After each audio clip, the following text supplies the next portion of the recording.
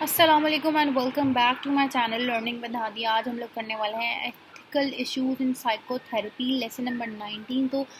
Lesson number 18 में हमने देखा था कि साइकोथेरेपी बेसिकली क्या होती है, टॉक थेरेपी होती है, उसके कितने डिफरेंट काइंड्स होते हैं, कॉग्निटिव बिहेवियर थेरेपी, आईपीटी, बस इतने सारे हमने जो पढ़े हैं। तो अब उसके आगे फर्दर प्रोसेस फर्दर क्या है वो हम पढ़ते हैं। Informed consent to therapy. जब भी आप थेरेपिस्ट है, जो साइकोलॉजिस्ट होता है, जो कि थेरेपी कर रहा होता है, तो उससे जो है ना क्लाइंट को कंसेंट लेना चाहिए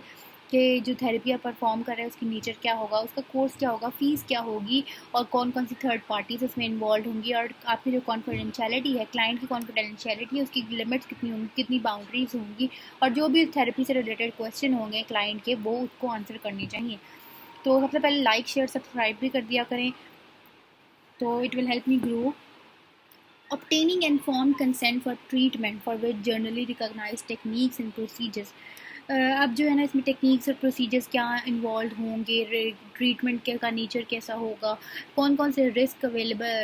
हो सकते हैं इस थेरेपी में, या उसका अल्टरनेटिव ट्रीटमेंट क्या है अगर है तो, और voluntary name of their participation. इन सब सिचुएशन अक्सर देखा गया कि कुछ सिचुएशंस में जो है ना थेरेपिस्ट जो होता है वो ट्रेनी होता है, तो लीगल रिस्पॉन्सिबिलिटी होती है सुपरवाइज़र की कि उसको जो है ना ऊपर से मतलब उसको देखे, उसको सुपरवाइज़ करे, और अपनी जो ना कंसेंट में जो है ना क्लाइंट्स को बता दे कि जो थेरेपिस्ट है वो ट्रेनिंग पे है और उसको सुपरवाइज़ किया जा रहा है, और उसको बस एक नाम दिया गया है सुपरवाइज़र का। ग्रुप थेरेपी आगे है। ग्रुप थेरेपी क्या होती है? इसमें ज़्यादा सारे लोगों को बैठा कर उनकी ग्रुप सेटिंग्स में जो है ना उनकी थेरेपी की जाती है, जिनके ऑलमोस्ट सेम प्रॉब्लम्स होते हैं, उनकी सेम जो है ना एक दफ़ा में बैठ के ग्रुप थेरेपी की जाती है। इसमें क्या है, इसमें क्या होता है, they describe it outset the responsibilities and roles of all the parties के, जो शुरुआत में ही सबको रिस्पॉन्सिबिलिटीज़ और रोल्स बताए दिए जाते हैं, और कॉन्फिडेंशियलिटी की लिमिट्स भी बता दी जाती हैं। Psychotherapist may treat unrelated clients in groups. कभी कभार ऐसा होता है कि साइकोथेरेपिस्ट जो कि अनरिलेटेड क्लाइंट्स होते हैं ग्रुप में, उनको भी किया जाता है। जैसे कि एक ग्रुप में consist of people with similar problem, जिसमें एग्जांपल्स दी गई हैं। कुछ लोग जो अभी ही रिसेंटली ही मेंटल हॉस्पिटल से जो है ना उनको डिस्चार्ज किया जाता है या हॉस्पिटलाइज किया जाता है, या डिवोर्स मेल्स या फीमेल्स, या कार्डियक रिहेबिलिटेशन पेशेंट्स, या तो फिर जो माजूर बच्चे होते हैं। आगे आ रहा है advantages of group therapy. Advantages क्या है कि जो इसमें है, जो एडवांटेज होता है इंडिविजुअल का, जैसे वो उनका तो वन ऑन वन सेशन होता है, लेकिन ग्रुप थेरेपी में इतने सारे लोग होते हैं, तो एक तो फोकस, ये तो सारे डिसएडवांटेज। एडवांटेज ये होता है कि ये इसका जो एडवांटेज है ये स्लो होगा बजरिए के इंडिविजुअल थेरेपी के। इंडिविजुअल थेरेपी में जो है ना जो भी बेनिफिट होगा वो जल्दी आएगा, जबकि ग्रुप थेरेपी में ज़रा स्लोली आएगा। Disadvantages of group therapy. Disadvantages कब होते हैं कि जब जो ग्रुप का लीडर होता है उसकी ट्रेनिंग प्रॉपर नहीं होती, तो वो लोगों को सही से मॉनिटर नहीं कर पाता, उसका एक्सपीरियंस नहीं होता इतना, और जो कुछ और फिर जो क्लाइंट्स होते हैं, कुछ क्लाइंट्स होते हैं उनके लिए बड़ा इनअप्रोप्रिएट सा होता है, वो एक ही कॉमन ग्रुप में अपने आप को जो है ना म्यूचुअली उसके अंदर जो है ना म्यूचुअली काम नहीं कर पाते, मतलब कि क्या कहेंगे, घुल मिल नहीं पाते वो क्लाइंट्स। ग्रुप थेरेपिस्ट का जो है ना पूरे इतने सारे लोगों पर जो है ना कंट्रोल जो होता है वो कम होता है, बजरिया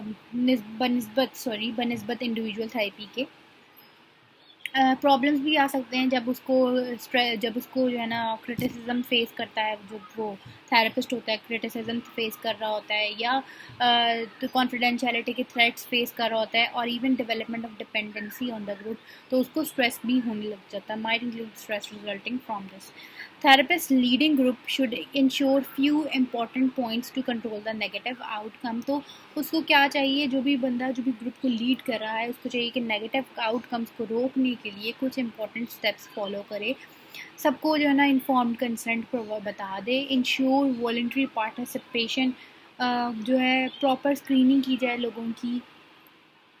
जो भी ग्रुप में रोल्स होंगे जो उनको डिफ्रेंशिएट कर दे, जो carefully differentiate roles based on whether the group is intended as therapeutic और एजुकेशनल। थेरेपी इन्वॉल्विंग कपल्स और फैमिलीज। जब साइकोलॉजिस्ट जो है ना एग्री कर लेता है कि वो सर्विस प्रोवाइड करे ज़्यादा सारे लोगों को हु हैव रिलेशनशिप जैसे कि spouses, parents and children, families, तो उनको कुछ स्टेप्स जो है ना वो लेने चाहिए शुरुआत में, कि उनको देखना चाहिए कि कौन से इंडिविजुअल जो है वो क्लाइंट है। हर एक का जो भी बंदा है, उस जो भी कपल्स या फैमिलीज़ आए हैं, तो फैमिली में एक बंदा तो नहीं होगा, ज़्यादा सारे बंदे होंगे, तो उसका हर एक बंदे के साथ कैसा रिलेशनशिप है साइकोलॉजिस्ट का। और जो this clarification includes the psychologist role, और साइकोलॉजिस्ट का भी इससे क्लैरिफाई क्या होगा, साइकोलॉजिस्ट का रोल क्लैरिफाई हो जाएगा। And the probable uses of services, और जो वो भी सर्विसेज जो भी वो प्रोवाइड करेगा वो भी सब क्लैरिफाई हो जाएंगी, और जो भी इंफॉर्मेशन वो लेगा वो भी सब क्लैरिफाई हो जाएगा। किससे होगा, कि वो बंदा जो है, जो भी साइकोलॉजिस्ट है, उसको देखे कि इन सब लोगों में से मेरा क्लाइंट कौन सा है, मेन फोकस मेरा किस पे होगा, और अपना हर एक बंदे के साथ उसका क्या रिलेशनशिप है एज अ साइकोलॉजिस्ट, कितना है, ठीक है। If it becomes apparent, the psychologist may be called on to perform potentially conflicting roles. अगर ये जो है ना ऐसा नहीं करेंगे तो उनके conflicting, जो साइकोलॉजिस्ट है उसका conflicting roles आ जाएंगे। साइकोलॉजिस्ट को चाहिए कि वो रीजनेबल स्टेप्स करे इसको क्लैरिफाई करने के लिए, मॉडिफाई करने के लिए, या तो फिर अगर वो रूल्स जो है ना कन्फ्लिक्ट कर रहे हैं तो उसको चाहिए कि वो अपने इस काम से एज अ साइकोलॉजिस्ट जो है ना वो विड्रॉ कर जाए। फॉर एग्जाम्पल इसमें दी गई है, family therapist asked to witness for one party in divorce proceeding. Family therapist में उसको कहा गया कि एक ही पार्टी का जो है ना वो विटनेस दे। Providing therapy to those served by others, psychologists to those served by others. Psychologist discuss these issues with the client, psychologist को चाहिए वो क्लाइंट के साथ जो है ना इश्यूज डिस्कस कर ले, या तो फिर कोई भी बंदा जो उसका ऑथराइज पर्सन है, फॉर एग्जांपल बच्चे हैं तो उसका पेरेंट्स, या कोई ऐसा बंदा जो कि सोसाइटी के लिए जो हार्मफुल है, तो उसके जो भी रिलेटिव्स हैं जो कि उसको लेकर आए हैं बेशक, उनसे डिस्कस करे, ताकि कन्फ्यूजन और कन्फ्लिक्ट का जो है ना, कन्फ्यूजन और कन्फ्लिक्ट के जो रिस्क हैं वो कम से कम हो जाएं। Sexual intimacies with current therapy clients और देयर रिलेटिव्स, सिग्निफिकेंट अदर्स, आपको पता है कि जो साइकोलॉजिस्ट है उनको सेक्सुअल इंटीमेसीज के लिए के साथ अपने क्लाइंट के साथ एंगेज होना मतलब कि मना है, वो अपने क्लाइंट के साथ एंगेज नहीं हो सकते ऐसे। तो वो कौन कौन से करंट थेरेपी क्लाइंट या उनके रिलेटिव्स भी हो सकते हैं, या क्लाइंट के गार्डियन भी हो सकते हैं, significant other of current clients, या कोई और जो भी उनका क्लाइंट है उसके कोई और भी मेंबर। इंटरप्शन ऑफ थेरेपी, अब जो थेरेपी है वो कहाँ पे इंटरप्ट होती है वो देख लेते हैं। Psychologist may make reasonable efforts to plan for facilitating care, कुछ जो है ना फैक्टर्स के थ्रू अगर जो है ना उसकी जो कि केयर है वो कुछ फैक्टर्स के थ्रू इंटरप्ट भी हो सकती है, कि वो कौन से फैक्टर्स हैं, जब अगर साइकोलॉजिस्ट जो है ना वो बीमार पड़ जाता है, या डेथ हो जाती है, या वो किसी और जगह उसकी ट्रांसफ़र हो जाती है, रीलोकेशन हो जाती है, या क्लाइंट की कहीं और रीलोकेशन हो जाती है, या फाइनेंशियल लिमिटेशन हो जाती हैं क्लाइंट के, जो क्लाइंट को इतनी फ़ी नहीं दे पाता, तो उनको चाहिए कि वो रीजनेबल स्टेप्स लें ताकि वो जो क्लाइंट है वो उसको उसकी देखभाल कर सकें और उसको सर्विसेज दे सकें। When entering into employment or contractual relationships, जब भी employment या contractual relationships में enter हो, साइकोलॉजिस्ट को चाहिए वो अपने पेशेंट की जो है ना पेशेंट के ख्याल करने की जो भी रिस्पॉन्सिबिलिटी है वो एक टाइमली मैनर में रिजॉल्व करे, अप्रोप्रिएट मैनर में रिजॉल्व करे। जो क्लाइंट की वेलफेयर है वो बहुत ज़्यादा ज़रूरी होती है, बेशक वो एम्प्लॉयमेंट के रिलेशनशिप में हो या वो कॉन्ट्रैक्चुअल रिलेशनशिप ख़त्म हो रहा हो, तो लेकिन फिर भी क्लाइंट की welfare is very important. Special obligation of the therapist, the clients frame of reference, वो थेरेपिस्ट जो कि सोशल, इकोनॉमिक और कल्चरल प्रेशर्स जो कि अगर औरतों पे क्या अगर उनसे अनफेमिलियर होते हैं, या माइनॉरिटी ग्रुप पे जो भी उनके ऊपर जुल्म सितम हो रहे होते हैं उनसे अनफेमिलियर होते हैं, या जो गरीब लोग होते हैं may fail to and poor may fail, वो कुछ साइकोलॉजिस्ट जो इनसे अनफेमिलियर होते हैं उनको नहीं पता होता है, तो वो may fail to recognise the contribution of such stresses, तो वो फेल हो जाते हैं कि वो रिकोगनाइज़ नहीं कर पाते कि वो कौन से स्ट्रेसेस हैं जो कि उनको साइकोलॉजिकल प्रॉब्लम्स दे रहे हैं। तो उनको चाहिए कि जो क्लाइंट्स का जो भी यूनिक फ्रेम है, जिस फ्रेम ऑफ लाइफ में वो रह रहे हैं, अगर वो लोग वुमेन हैं तो उनके ऊपर क्या प्रेशर्स हैं, या अगर वो माइनॉरिटी ग्रुप्स में तो उनके ऊपर क्या प्रेशर्स हैं, तो वो उनको देखें जब भी वो थेरेपी को जो है ना या ट्रीटमेंट को वो डिसाइड करें तो उन चीज़ों को अपने दिमाग में रखते हुए थेरेपी को यूज़ करें कि कौन सी थेरेपी उनके लिए बेटर होगी। The right to refuse treatment, the if client does not like, जब क्लाइंट को जो है ना therapy of risk benefit,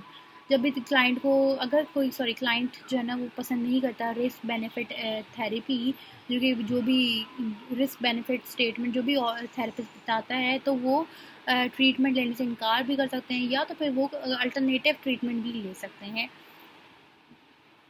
in clients में पेशेंट्स आ सकते हैं जो कि मेंटल हॉस्पिटल में हो सकते हैं, और minors brought for treatment by there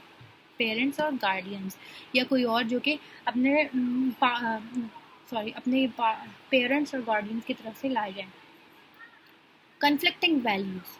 कभी कभार साइकोथेरेपी में ये होता है कि गोल्स और वैल्यूज़ होते हैं ना क्लाइंट के और थेरेपिस्ट के, उनमें ना डिफरेंस होता है, वो एक पॉइंट पे मीट नहीं कर पा रहे होते। तो थेरेपिस्ट को चाहिए must take responsibility for avoiding the imposition of personal values, तो उनको चाहिए कि जो भी उनकी इख्तलाफात हैं उनको दूर रखें और अपने क्लाइंट से जो है ना उस बारे में, मतलब जो भी कन्फ्लिक्ट है, जो भी जिस बारे में वो उनके जो गोल्स हैं वैल्यूज़ हैं सेम नहीं है, तो उनसे उस बारे में अवॉइड करें। और example, conflict in whether to encourage a client to rebel against the repressive environment or attempt to adjust it, या तो फिर वो उसे क्लाइंट को conflict in whether to encourage a client, या तो क्लाइंट का encourage करें to rebel against के उसके खिलाफ मुखालफत करें अगेंस्ट द रिप्रेसिव एनवायरनमेंट, और अटेम्प्ट टू एडजस्ट, या तो फिर वो खुद एडजस्ट हो जाए। द एक्सेप्शनली डिफ़िकल्ट क्लाइंट, कभी कभार ऐसा होता है कि थेरेपिस्ट के लिए कुछ क्लाइंट्स जो होते हैं बड़े डिफ़िकल्ट होते हैं, तो वो उनमें किन क्लाइंट्स का शुमार होता है जो कि उनके अंदर सुसाइडल थ्रेट्स होते हैं बड़े, और या वो बड़े डेंजरस से होते हैं या इंटिमिडेटिंग होते हैं, या हु इज़ एक्टिवली डीकम्पेंसेटिंग, जो कि किसी बात पे कंपेंसेट ही नहीं करते और हर बात में भड़क उठते हैं। हु फेल्स टू शो, जो आपके अपॉइंटमेंट्स में नहीं आते और या अपने बिल नहीं पे कर पाते, जो कि बहुत ज़्यादा डिपेंडेंट होते हैं। आगे है जो कि थेरेपिस्ट की फैमिली को भी हरास करते हैं। तो ये था आज का लेक्चर, उम्मीद है आपको अच्छा लगा और मिलते हैं नेक्स्ट लेक्चर में, तब तक के लिए टेक केयर।